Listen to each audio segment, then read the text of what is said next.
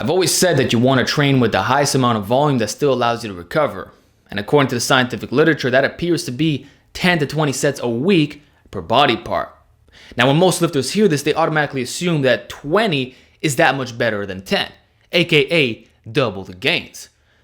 But really, that's the furthest thing from the truth. What we're talking about here is a sliding scale of small percentages. In fact, I wouldn't really recommend training at the highest level year-round for simple overuse, improper recovery unless you have a perfect lifestyle, and just the feasibility of it all. And in this video, I'll be providing some examples that really highlight my point. The first being my 405 bench journey. Did you know that since 2019, there hasn't been a single week where 20 sets of chest work was performed? Not one. Yet I acquired some of the best gains of my entire life. An elite bench press that very few naturals will ever achieve. I got to that point by averaging around 12 to 15 sets a week. Didn't have to go above that point because I found that doing so hindered my recovery even more. And when I logically break down the workouts, it makes sense. How many exercises do you need? I see workouts on YouTube that blow my mind. I have to question, are these guys actually training that way, or is it simply for the camera on that day? Or are they struggling for the next week, or are they running a bro split? Because if you're running a system that has you working each muscle twice a week, there's no way you're going to do what these guys are saying.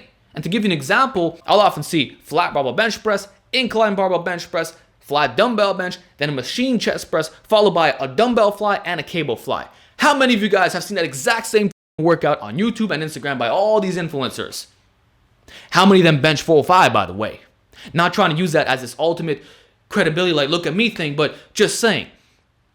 Does that sound like proper programming? Or some bro bodybuilder shit that they can run because they're injecting a bunch of roids and they can get away with it?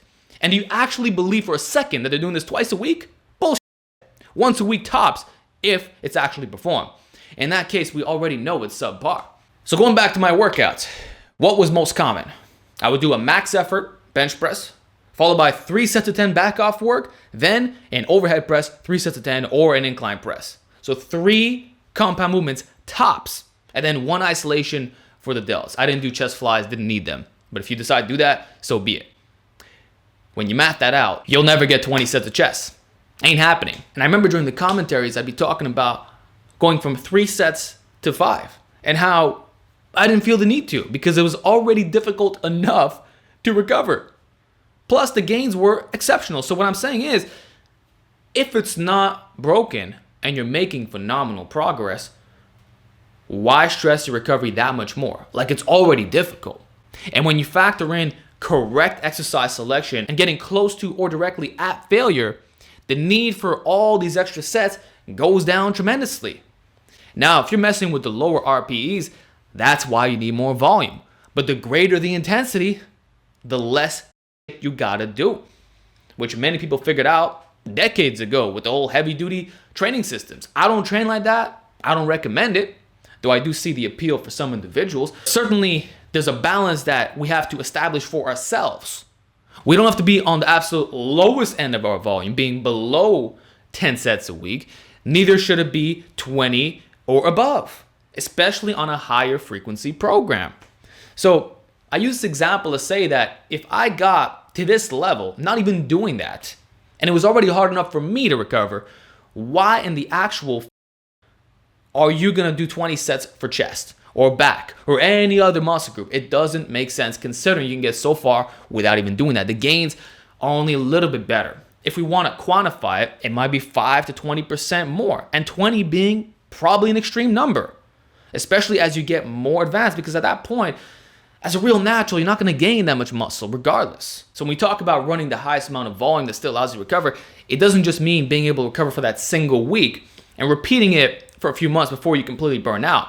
It has to factor in sustainability, because anyone can run a peaking program or do a super high volume phase, and there's nothing wrong with that. That's a completely different topic. I'm talking about what you're going to do day in and day out every single week and not get burnt out, destroyed. Like if I would have added in those 4 extra sets per workout, which is pretty fucking significant, do you think that I would have gotten a 405 bench earlier, beginning of May, instead of at the end? Let's say that's true. I would have saved a month of time. What was the additional cost going to be? Feeling absolutely destroyed. And that's never worth it because now you're lowering your longevity. The fast route is never worth it. You'll eventually figure that out with time.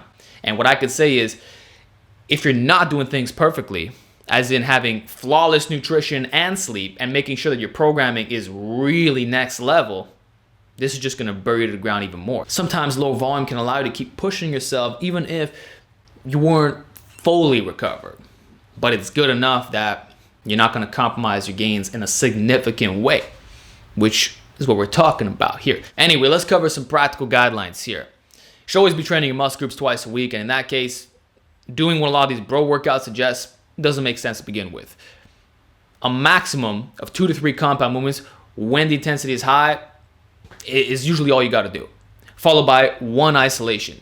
So you wouldn't do 4 chest presses with 2 chest flies. You would do 2 to 3 presses with 1 fly.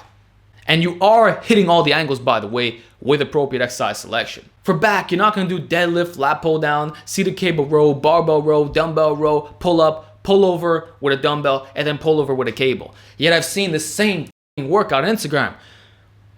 Who's actually training like this? And do they expect the audience to do that? Like I said, you can start with 2 compounds and 1 isolation, or for a higher volume day, 3 compounds and 2 isolations, or 3 compounds and 1 isolation. You probably don't have to go above this 9 out of 10 times. And I really mean it when I say this. That will be as close to your maximum recoverable volume as you'll possibly need throughout most of your training career, getting to elite numbers here. So I just need to point out what we actually see among naturals who train for decades versus the influencers who post these workouts that are obviously not sustainable in any type of way, which I don't even believe they're running themselves. Or they're on so many drugs that they're able to pull off, or like I said, they're doing a bro split, but there's no way. Out of the workouts I described previously, they're doing that twice a week. It's not happening. And if they are managing to get away with it somehow, their intensity must be so low, as well as their poor exercise selection, that somehow it's possible. But even then, in no way would I call that optimal. So just shedding some light about optimal volume. You'll likely be in the low to mid range as opposed to being in the highest range all the time. And that's really about it. I hope you guys learned something from this segment. Let's hear your feedback in the comments section. What have you found to be the ideal amount of sets per muscle group each week? And does it vary depending on the area? Because that could be a thing too. Let's hear it, and I'll talk to you all next time.